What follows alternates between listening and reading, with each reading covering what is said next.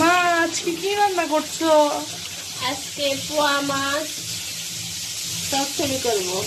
একটা আলু দেবো আর একটা বেগুন দিয়ে রান্না করবো আমার জন্য। তোরা তো খাবি না, তার জন্য তোদের জন্য রোস্টে বানাচ্ছি। ও কি আর মজা! পাতাকপি ভাজি করবো। দুই বোনের জন্য রোস্ট রান্না করবো, তাই মাংসটা আগে ভেজে নিলাম। লবণ, হালকা একটু হলুদ দিয়ে ওয়াও, আচ্ছা।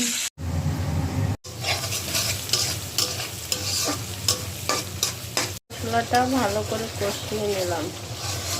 টক দই পাঠিয়ে দিয়েছি, মাছ বসে দিয়েছে, মাছে ভালো করে একটু সত্তর দিয়ে ভালো করে রেখে দিয়েছে।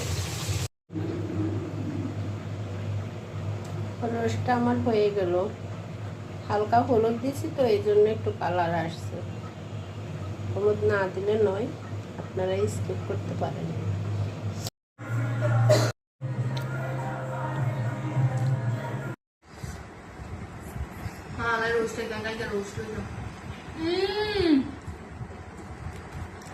অনেক অসাধারণ হতো রোস্টের কালারটা সেই হয়েছে না, সেই আসলে, বলার বাহিরে। দেখে জিভে জল চলে আসছে। আর এইটা অনেক মজা হয়েছে, এইটাও মজা হয়েছে। এটা হচ্ছে বাঁধাকপি দিয়ে আলু, আর এইটা একটা সবজি মেবি। ইলিশ মাছের মাথা দিয়ে, আসলে অনেক মজা হয়েছে। আর সাথে মাছ চচ্চড়ি আছে। তাহলে তো কোনো কথাই নেই। সেই সেই স্বাদ।